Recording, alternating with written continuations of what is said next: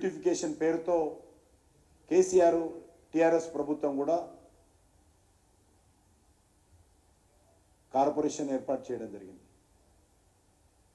దానికి పెద్దలు గౌరవనీయులు ప్రేమ్ సింగ్ రాథోడ్ గారిని ఆ రోజు మాజీ శాసనసభ్యులు వారు టీఆర్ఎస్లో ఉన్నప్పుడు వారిని చైర్మన్గా పెట్టారు. ఇదే విధంగా మార్కింగ్ కూడా చేశారు. కానీ ఆ రోజు ప్రజల నుంచి తీవ్ర నిరసన వస్తే వెనుకడుగు వేయడం జరిగింది. టీఆర్ఎస్ ప్రభుత్వమే దీనికి బీజం వేసింది, బ్యూటిఫికేషన్ బీజం. దీన్ని రేవంత్ రెడ్డి గారు భుజాల మీద ఎత్తుకొని ఈరోజు ప్రజల మీద కడుపుల మీద తన్నుకుంటూ ముందుకెళ్తా ఉన్నాడు. ఏ రకమైనటువంటి ప్రణాళిక లేకుండా, ఏ రకమైనటువంటి ఆలోచన లేకుండా అక్రమ కట్టడాల పేరు మీద పేదల ఇళ్లను కూల్చేటువంటి ప్రయత్నం ఏదైతే చేస్తుందో భారతీయ జనతా పార్టీ తీవ్రంగా వ్యతిరేకిస్తున్నాము, ఖండిస్తున్నాము. ప్రభుత్వం వెంటనే ఉపసంహరించుకోవాల్సిందిగా ఈ చర్యలను డిమాండ్ కూడా చేస్తా ఉన్నాం. ఎందుకోసం బ్యూటిఫికేషన్ చేస్తున్నారు, మీ యొక్క కార్యాచరణ ఏంటో చెప్పాల్సినటువంటి అవసరం ఉంది. ఈరోజు హైదరాబాద్లో ఉన్నటువంటి 70% డ్రైనేజ్ అంతా కూడా మూసీలో కలుస్తుంది. మీరు బ్యూటిఫికేషన్ మూసీ వేస్తే ఈ డ్రైనేజ్ నీళ్ళంతా ఎక్కడ పోతే చెప్పాలి.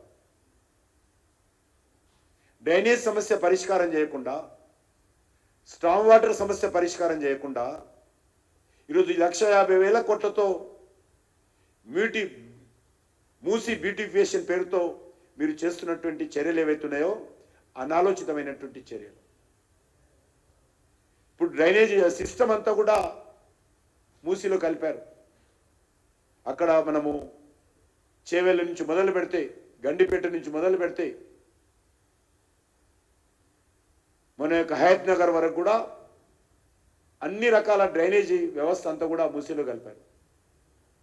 దానికి ప్రత్యామ్నాయం ఏమిటి? ముందు ఈ మూసీకి సంబంధించినటువంటి రివర్లో కలుస్తున్నటువంటి డ్రైనేజీ పైపులంతా కూడా తీసుకుపోవడానికి ఏ రకమైనటువంటి కార్యాచరణ మీ దగ్గర ఉంది? ముందు ఆ పని పరిష్కారం చేయండి. ఇల్లు కూల్చడం తొందర ఎందుకు? పేదవాడి పొట్టగొట్టడం తొందర ఎందుకు? పేదవాడి నిల్వ నీడ లేకుండా దుర్మార్గంగా వివరించడానికి తొందర ఎందుకు? మీ డ్రైనేజ్ వ్యవస్థ ఏం చేస్తారో చెప్పండి. మీరు 1,50,000 కోట్లు అంటున్నారు కదా, కనీసం అందులో ఒక సగం 75,000 కోట్ల రూపాయలు ఖర్చు పెట్టి హైదరాబాద్లో డ్రైనేజ్ వ్యవస్థ మెరుగుపరచండి. ప్రజలు హర్షిస్తారు, ప్రజలకు మేలు జరుగుతుంది. ఈరోజు త్రాగునీరు, డ్రైనేజీ నీరు కలిసి అనేక రకాల ఇబ్బందులకు హైదరాబాద్ ప్రజలు గురవుతున్నారు. అది వదిలిపెట్టి బ్యూటిఫికేషన్ ఎట్లా అవుతుంది? డ్రైనేజ్ అంతా కలుస్తున్నప్పుడు దానికి ప్రత్యామ్నాయ మార్గం ఏంటి?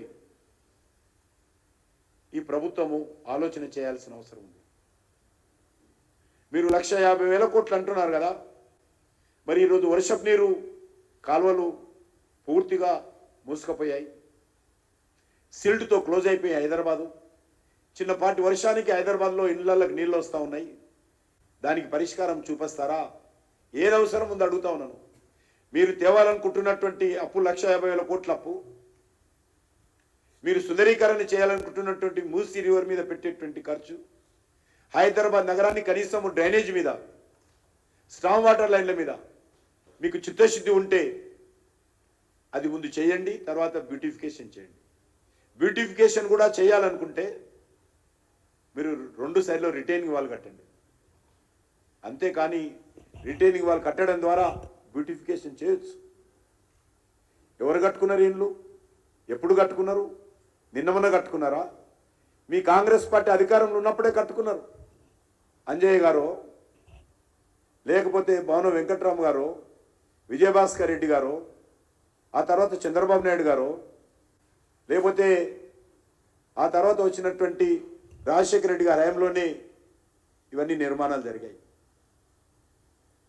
కాబట్టి ఆ రోజు ఒక విధానం, ఈ రోజు ఒక విధానం కాదు. పేదవాడు ఒక్కొక్క ఇటుక పేర్చి తమ రక్తాన్ని చెమటగా మార్చి ఈరోజు ప్రభుత్వం ఇల్లు కట్టివ్వకపోయినా, ప్రభుత్వం సామాజిక బాధ్యత విస్మరించినా పేదవాడు సొంతంగా తన కష్టార్జితంతో అప్పులు చేసి సంవత్సరాల తరబడి ఒక ఇల్లు నిర్మాణం చేసుకున్నాడు. వారి కళ్ళ ముందే ఆ ఇల్లును కూల్చేస్తే ఆ పేదవాడి మనస్సు ఏ రకంగా ఉంటుందో ఒకసారి ఆలోచన చేయండి.